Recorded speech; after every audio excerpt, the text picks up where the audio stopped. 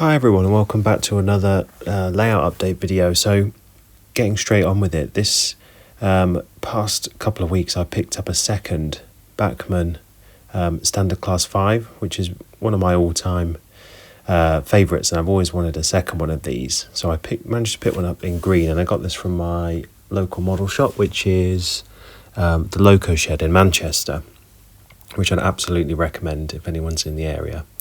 So I picked this up. I haven't done anything to it yet other than stick a lamp on the front. I'm just giving it a test to make sure everything was good. So now I'm pretty sure these are something like a 20-year-old model, but they really hold up given that they're that old, and they run really, really well as well. I think my other one is probably the best running locomotive I've got in terms of slow speed and everything else. And it's only got a 3-pole motor, I think, and quite a basic mechanism, but they're just really good. So I've got this on the bench. I'm just going to put a crew in, get this one weathered up in a similar fashion to the other one. And I can run them, double-headed or on their own as well. So there isn't a massive amount to do to this to get it track ready. I've put the crew in. The next thing to do is I need to chop off the moulded smoke box door dart, and then I'm just going to file this down a little bit with a very fine file, and then I'm going to use my little handheld drill to just put a quick hole in where I'm going to add a brass replacement that just improves the front end a lot. And you'll have seen me do this with basically all of my locomotives. This is one of the easier ones to do, I think.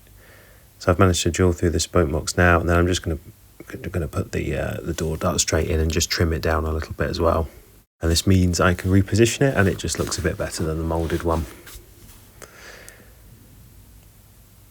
Right, I've got this onto the worktop now. I seem to have lost my turntable thing that I usually use to spin these around, so I've had to go for something else. I think I've got a bit of cardboard or something under there. So I'm just doing the usual weathering process on this. I'm just going to enamel gloss varnish it first, leave this out to dry because the weather was really hot when I was doing this, and then I'm just going to go over it with the usual mix of different colours. So the first is the rail match roof dirt, which I tend to use for the chassis smoke box, and just to add detail anywhere else. And then I'll use a couple of other colours as well, like Tamiya brown and black, just to add a bit of variation, and then I'll go over it with some weathering powders as well.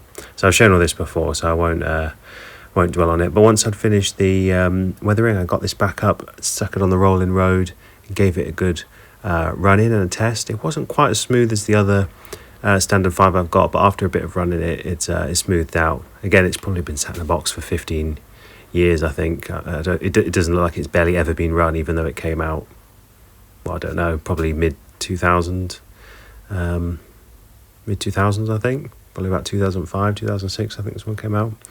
But I've got it back on the track, and it's running perfectly now. So I'm just giving it a good old test. Now the weathering is complete, but it looks really nice.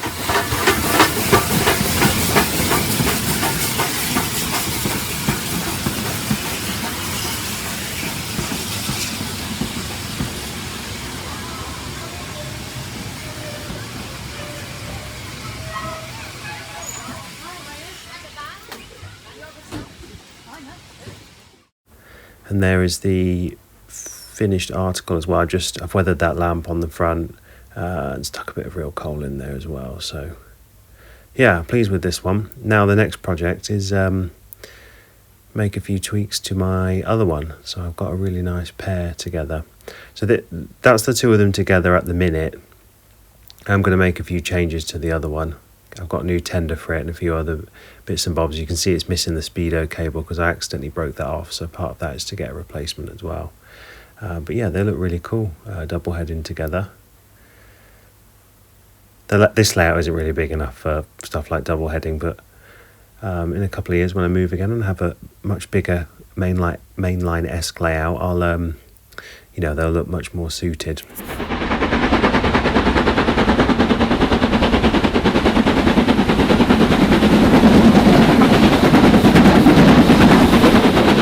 Right, my next project is to touch up some of the weathering on a few of these locomotives. So on this K1 you can see I used T-cut, I think it was, to polish the boiler and the sides of the tender, and it left some white kind of residue, I guess, around some of the areas where I couldn't quite get at it to remove it, and that's always bugged me a bit, and I've only just really got round to sorting that.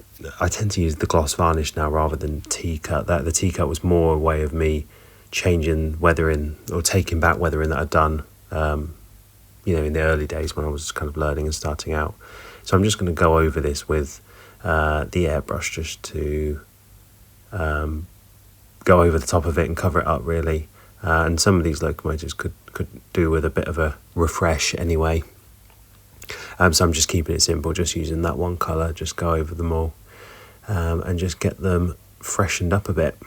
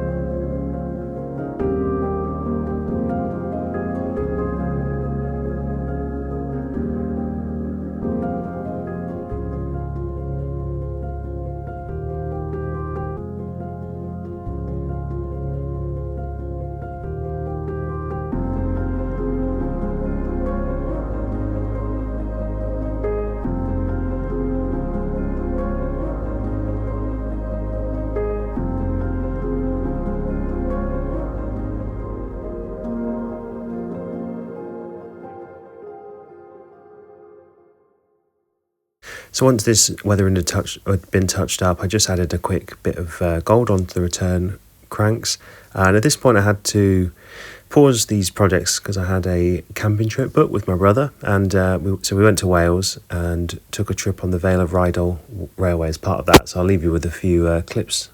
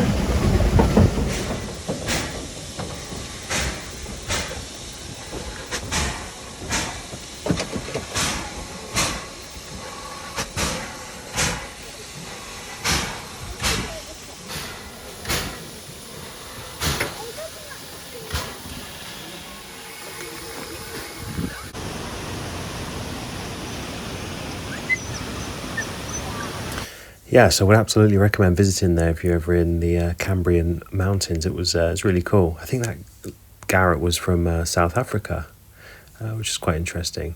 So while I was away, I ordered a new tender for this standard class 5. So I think this is a BR1F tender, which was used in the southern region because they didn't have water troughs there, and this had a higher coal capacity.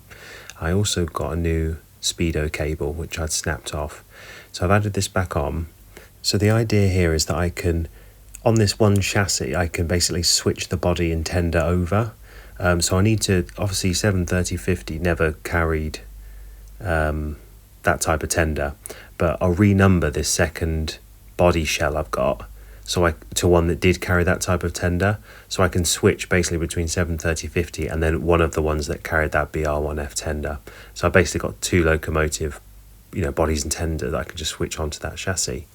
And after a few months, I can just switch them over and I'll basically have a different locomotive to run. So I got the tender off the Bachmann Spares website. You can buy a tender body off there for like 20 quid or something. So you can just switch them over, which is quite cool. So I'm just testing it out. And yeah, it looks really nice. They've also got the other tender that these carried. I can't remember exactly what that one is, but the other thing is I can switch this tender onto my standard class 4 260 as well, or the standard class 4 460 I've got, because they all kind of swapped around. So it's basically just, it's just interesting for the videos to have different locomotives and different tenders. It's just getting the number right to one that actually wore it. But I really like the way these look. They just give the locomotive a bit more chunky appearance. So yeah, I've weathered it up now. You can see I've tried to keep it relatively clean, but added some kind of streaks, like some grubby waters poured down the back where they've filled up the tender tank, for example, which looks cool, I think. But yeah, it looks really nice. You can see how well this engine runs. It's just slow speed. It's just crazy how slow and controllable it is. So yeah, there you go, a tale of two tenders. Yeah, it catches the light really well with the massive slab-sided tender. I think the 9Fs also carried these big ones that ran in the southern region. But it looks really cool behind those carriages. Right, so that's basically what I've been up to this couple of months. New tenders for that, refresher and weathering, and a few other bits and bobs as well. But here is the two together, so you can get a bit of a comparison between how they both look now. It's very rare that I have two of any locomotive class. I think these and maybe a Black 5 are the only ones I'd really consider, just because they're personal favourites. But yeah, they're going to look really nice, especially when I've got a double track layout one day and with them kind of passing each other in different directions. That's going to look really cool. So yeah, I'll make sure I feature both of these in a future video, and I'll leave you with a few final shots of them. But as always, thank you so much for watching. I really appreciate it, and I'll catch you on the next one.